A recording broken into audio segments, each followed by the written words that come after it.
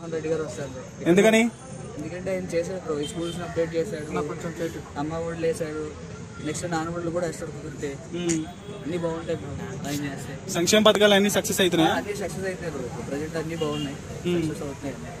Future లో కూడా మళ్ళీ ఆయన వస్తారని ఇంటెలిజెన్స్ రిపోర్ట్. ఓకే, అంటే రెండోసారి కూడా జగన్ గారు వస్తారా? రెండోసారి కూడా ఖచ్చితంగా జగన్ గారు వస్తారు. మరి టీడీపీ జనసేన పార్టీ అంటే వాళ్ళకి అవకాశం లేదు. గతంలో చేసిన దానికోసం ఆరాధిస్తే టీడీపీ జనసేన అనేది ఆ పార్టీ గురించి అంత లేదు. ఇప్పుడు 2014లో చంద్రబాబు సీఎం గా ఉన్నప్పుడు హామీలు ఇచ్చారు, 19లో జగన్ గారు ఉన్నప్పుడు హామీలు ఇచ్చారు. హామీలన్నీ ఎక్కువగా ఎవరు నెరవేర్చారు?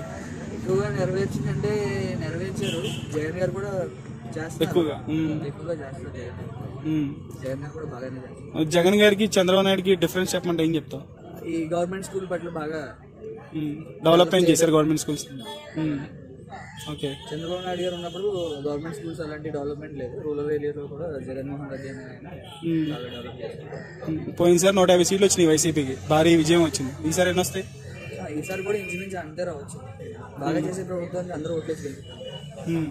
టీడీపీ జనసేనకి అన్ని రావా? 20 సీట్లు కూడా రావా? ఏమో రావచ్చు రాకపోవచ్చు, ప్రజా ఓటు కనిపిస్తుంది. ఓకే, సో ఒక్కడే వస్తున్నాడు. మరి ఇంతమంది కూటమి పార్టీలుగా వస్తున్నాయి, గెలుస్తాడంటారు జగన్? జగన్ గెలవచ్చు. ఆ కార్యకర్తలు సింహం సింగిల్ గా వస్తుంది అని అంటున్నారు. బేసిక్ గా జగన్ ని సింహంతోనే పోలుతారు అన్నారు, అది ఆయన. ఓకే, సో ఎంతమంది వచ్చినా ఇప్పుడు షర్మిల గారు కాంగ్రెస్ లోకి విలీనం అయ్యారు, కలిసిపోయారు. సో షర్మిల గారు కూడా ఇప్పుడు కూటమి పార్టీకి సపోర్ట్ చేస్తే జగన్ గారు మొత్తానికి ఒంటరి వాడు అయిపోతాడు కదా. ఎంతమంది వచ్చినా గెలుస్తారా, లేకపోతే ఇంత అందరు కలిసి జగన్ ఓడిస్తారా? ఆయన రావడంతోనే ఒంటరిగా వచ్చాడు, పోవడం వచ్చినా పోయినా కానీ ఒంటరిగా వెళ్తాడు, ఏ పార్టీతో కలదు. సో రెండోసారి కూడా ఆయన రావచ్చు, వచ్చే అవకాశం. Thank you. ఇప్పుడున్న సిచ్యువేషన్ అట్లానే ఉంది. బికాస్ మిగతా ఏమి ఆపోజిషన్ స్ట్రాంగ్ గా ఉన్నట్టు కనిపించట్లేదు. ఆ ఇష్యూస్ అన్ని ఉండడం వల్ల మేబీ ఆ ఇష్యూ ఏమీ లేదు అంటే దెన్ మైట్ బి అప్పుడు ఇంకేమైనా రావడానికి ఛాన్స్. జగన్ గారికి చంద్రబాబు నాయుడు గారికి డిఫరెన్స్ చెప్పండి, ఏం చెప్తారు? చంద్రబాబు నాయుడు అయితే నేను పాస్ట్ చేస్తాను మెనీథింగ్ చాలా చేశాడు మనకి, కానీ ఇప్పుడు అది ఎవరు గుర్తు అయితే లేదు ఎవరికి. జగన్ అయితే ఏదో స్కీమ్స్ ఉన్నాయి, అది అయ్యిందా లేదా అని సెకండరీ, కానీ జనాలకి ఇప్పుడు తెలుసు జగన్ ఇన్ని స్కీమ్స్ వచ్చాయని. Implementation secondary.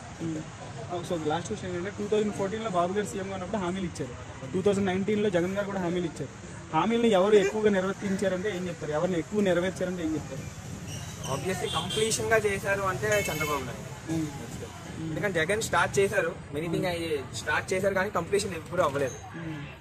అంటే రెండోసారి కూడా ఇప్పుడు జగన్ గారు వస్తారంటారా? పథకాలు ఏమైనా సక్సెస్ అయ్యంటారా సంక్షేమ పథకాలు ప్రజల్లో? అది అంతగా మేజర్ గా సక్సెస్ అవ్వకపోయినా జనాలు అందరికీ తెలుసు. Because majority of the people కి తెలుసు ఇలాగ పథకాలు ఉన్నాయి, అవుతున్నాయి అన్నట్టు హోప్ లో ఉన్నారు. కాబట్టి ఆ హోప్ కోసమైనా మళ్ళీ రెండోసారి కూడా వేస్తారు. ఇక పోయిన లాస్ట్ క్వశ్చన్, 150 సీట్స్ వచ్చినాయి పోయినసారి జగన్ గారికి. సో ఈసారి అన్ని రాకపోవచ్చా? మేబీ. ఎన్ని వస్తాయి? పార్టీని ఫామ్ చేసే సీట్స్ అయితే వస్తాయా గవర్నమెంట్? మెజారిటీ. ఓకే, 2024లో వైసీపీ ఎన్ని సీట్లు వస్తాయి? నాకు తెలిసినట్లయితే జగన్మోహన్ రెడ్డి తప్పితే ఇంకెవరు గెలిచే స్థితిలో లేదు సార్. ఆల్రెడీ జగన్మోహన్ రెడ్డి కూడా చెప్పలేము. పులివెందులో ఆల్రెడీ రవి గారు చాలా స్పీడ్లో ఉన్నారు, అతను కూడా గెలిచే అవకాశం ఉంది. కానీ ఒక లీడర్ కాబట్టి అతని మీద కొంచెం ఫోకస్ పెట్టుకుని అతను గెలిచే అవకాశం ఉంది. కానీ 174 సీట్లు కూడా పోయే స్థితిలో ఉన్నారు వాళ్ళు. అంటే ఈ 4.5 ఏళ్ల జగన్ పరిపాలన మీకు ఎలా అనిపించింది? శూన్యం సార్, ఎటువంటి పరిపాలన లేదు, అభివృద్ధి కూడా లేదు. 2014లో తెలంగాణతో పోటీ పడే స్థితిలో ఉండేది ఆంధ్రప్రదేశ్. ఈరోజు చూసినట్లయితే శూన్యం, ఎటువంటి పరిపాలన, ఒక పెట్టుబడి లేదు, ఎటువంటి ఏమీ లేదు. జగన్ వస్తారని. ఎందుకంటే అక్కడ ఉన్న వాళ్ళు అయితే చాలా వరకు అయితే జగన్ అంటున్నారు, దానివల్ల చెప్తున్నారు. సంక్షేమ పథకాలు ఏమన్నా బాగా సక్సెస్ అయ్యాయి అనుకుంటున్నారు ప్రజల్లో? సక్సెస్ ఏం కాలే, కానీ ఆయన హైప్ చూస్తే వస్తారని. సంక్షేమ పథకాలు ఆయన ఇచ్చే సంక్షేమ పథకాలు ప్రజలందరికీ అందుతున్నాయి అనుకుంటారా?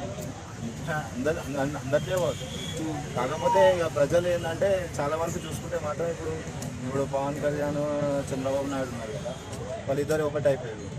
ఇప్పుడు ఏంటంటే ఇప్పుడు మన చంద్రబాబుని చూస్తే ఆయన ఏజ్ అది అనుకుంటున్నారు. ఏదైనా జగన్కి హైప్ ఉందని అందుకని ఆయన వస్తారు.